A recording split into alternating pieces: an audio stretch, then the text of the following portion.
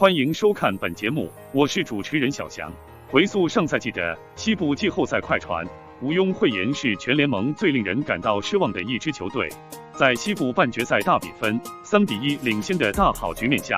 他们竟然惨遭绝境，翻盘无缘同湖人。会师西决之后，鲍尔默花费千金万银才搭建起来，争冠队伍顷刻之间便沦为了众人笑柄。虽然快船这艘航母首个赛季就品尝了失败的苦涩，不过财大气粗的鲍尔默可不会束手就擒。毕竟自从入主，快船以来他的一腔热血从未枯竭，所以这个休赛期送走何文荡、扶正泰伦卢之后，他也接连引进比卢普斯等人担任助教，在教练组的工作安排妥当。过后快船也在加紧马力进行补强，但是前几天未曾想到同城劲敌湖人竟然率先一步发动攻势，他们用1比2年1900万美元的合同将自由球员哈雷尔带到了紫金军团。因为上赛季哈雷尔还在为快船打球的缘故，所以这波操作也被人视为不讲武德。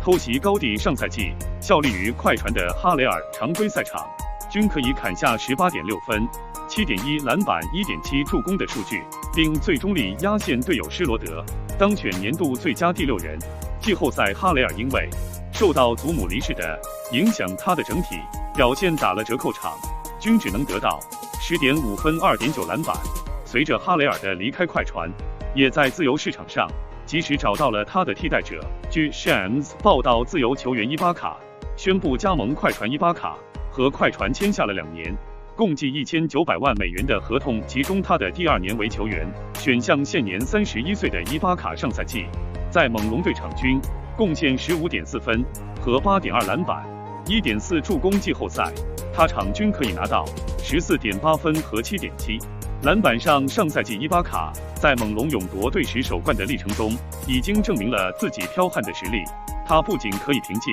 自己稳定的高位中投和3分远射帮助队友拉开进攻空间，同时他在防守端的效果也是立竿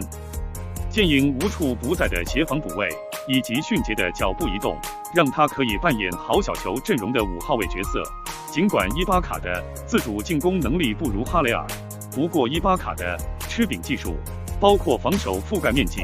以及护框能力都胜过哈雷尔。可以说以同样的价格签下伊巴卡，对于快船来说可以接受。在此前，快船已经通过交易得到活塞神射手肯纳德，同时还以4年6400万美元续约了上赛季季后赛发挥神勇的小莫里斯。只是目前球队阵中仍旧欠缺组织者，所以根据纽约时报记者 Mark Stein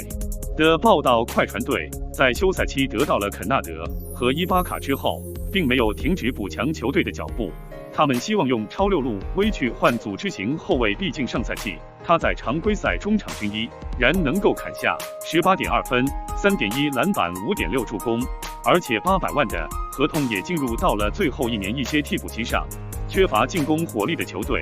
或许会对路威感兴趣。今天的节目就到这，如果您喜欢我们的节目，欢迎点击订阅收藏不迷路。